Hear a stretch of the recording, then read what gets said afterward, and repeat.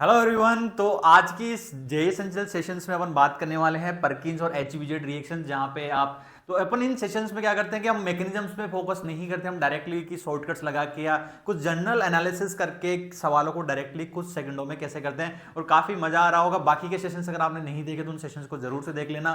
तो आज अपन पहले फर्स्ट रिएक्शंस की बात करते हैं। Let's talk about that is the HBZ reactions. काफी बड़ा नाम है, हेल-वोलार्ड्स जेलेंस्की रिएक्शंस। अब इसमें क्या होता है ना, इसका बस रिएजेंट आपको पता होना चाहिए कि भाई देखो, इस रिएक्शंस की अगर मैं बात करूं ना, तो इसमें होगा क्या कि भाई है ना, रेड फोस्फोरस अपन यहां पे लेते हैं। रेड फोस्फोरस और एलिफेटिक कार्बोक्सिलिक एसिड की रिएक्शंस कराई जाती है क्लोरीन और ब्रोमीन के साथ।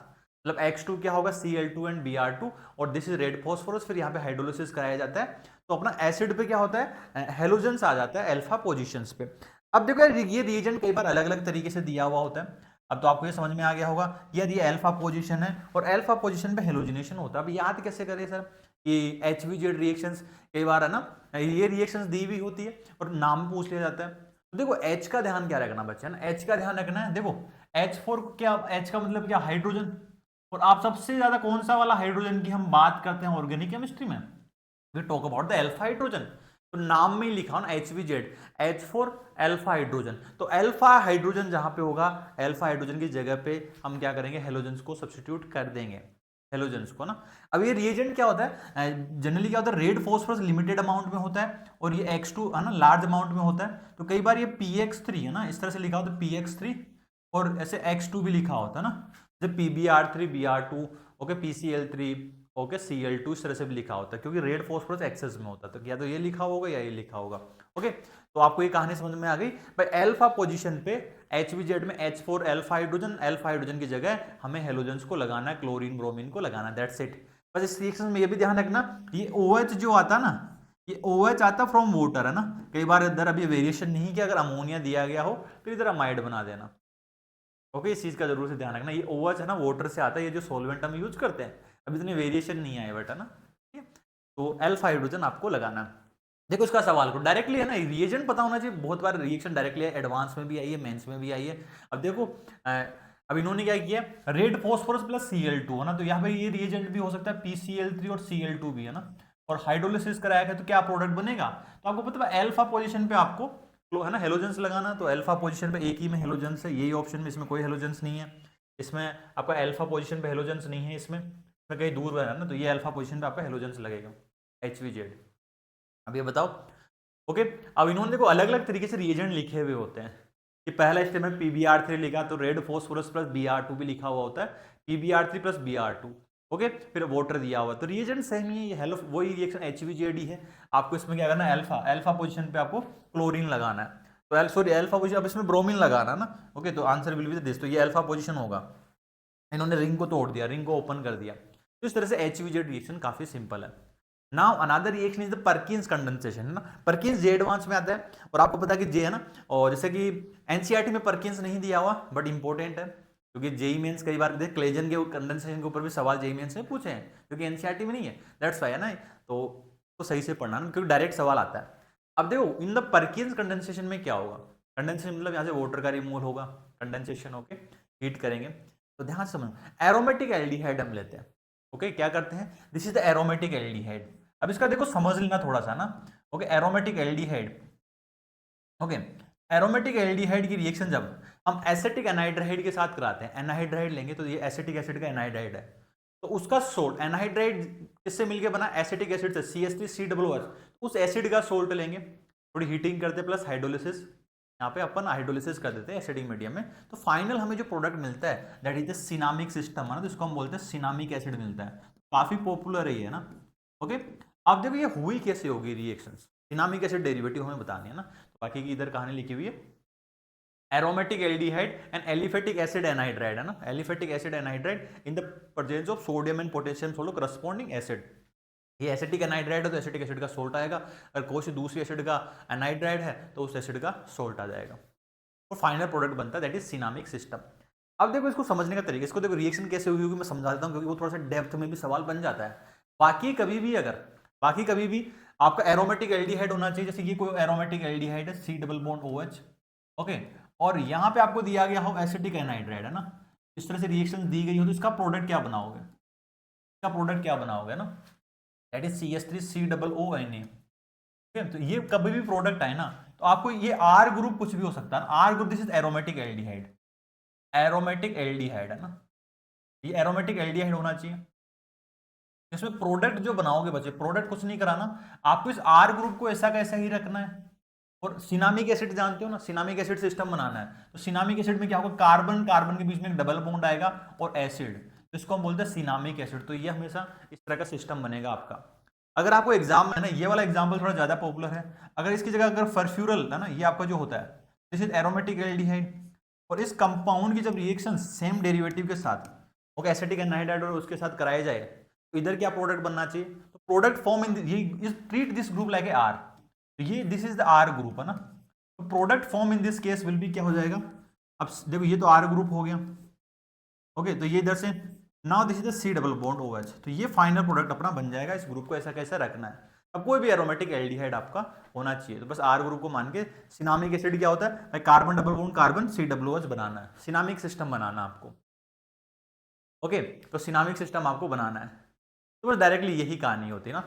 अब देखो ये रिएक्शन हुई कैसे हो गया ना, थोड़ा सा अगर डेप्थ में अगर मैं जाऊं तो आपको पता है कि ऑर्गेनिक केमिस्ट्री में सारी कहानी क्या होती है, न्यूक्लियोफाइल और इलेक्ट्रोफाइल की कहानी होती है, न्यूक्लियोफाइल एंड इलेक्ट्रोफाइल की कहानी होती है।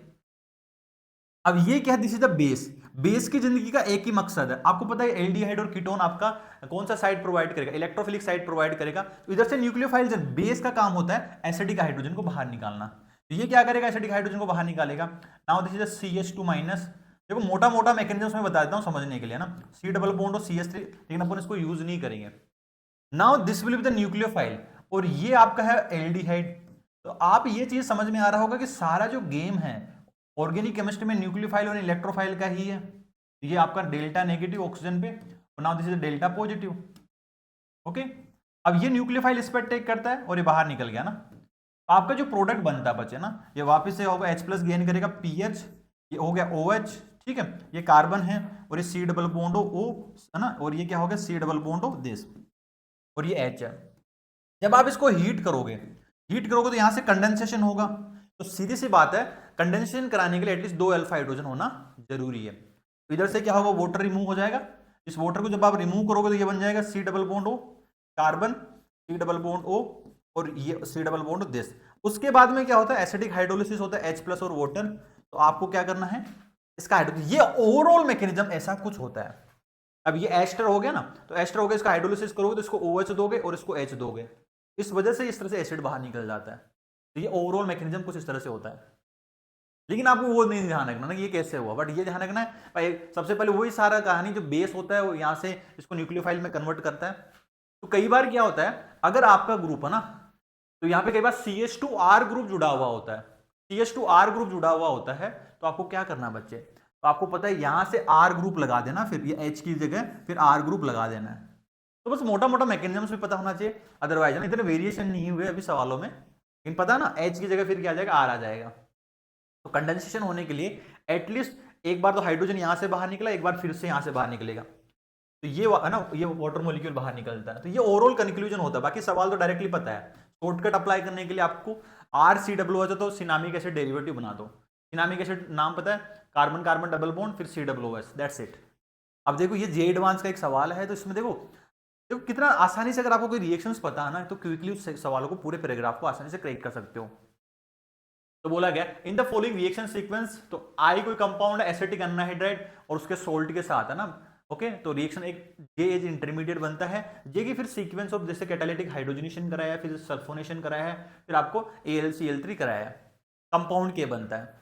फिर आपको बोला गया जो जे कंपाउंड है gives brisk effervescence on treatment with the bicarbonate, मतलब वहां पे कार्बोक्सिलिक ग्रुप प्रेजेंट होगा, और पॉजिटिव बेयर स्टेट मतलब वहां पे अनसैचुरेशन रहा होगा डबल बॉन्ड, तो आपको डायरेक्टली भाई कंपाउंड आई क्या रहा होगा, तो आपको डायरेक्टली समझ में आ गया यार ये कौन सी रिएक्शन है, this is the acetic anhydride और उसका सोल्ट है, परकीन्स है तो एरोमेटिक एल्डिहाइड होगा, तो उसमें एरोमेटिक एल्डिहाइड एक ही है। तो इस सवाल को भी मैं फिर से अप्रोच करवाऊंगा आपसे ना, फिर से अप्रोच करवाऊंगा, आपको मैकेनिज्म्स आपको नहीं पता कि भाई कैसे है, तो डायरेक्टली अगर रिएक्शंस पता तो एरोमेटिक एल्डिहाइड एक ही ऑप्शन में दिया हुआ था।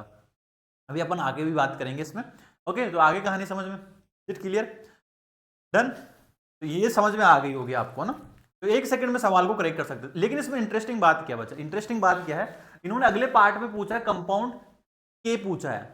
तो देखो ये कंपाउंड क्या रहा होगा, कंपाउंड जे की अगर मैं स्टोरी बताऊं तो बेटा कंपाउंड जे जो रहा होगा, now this is the compound J, cinnamic system रहा होगा, सी डबल बॉन्ड OH।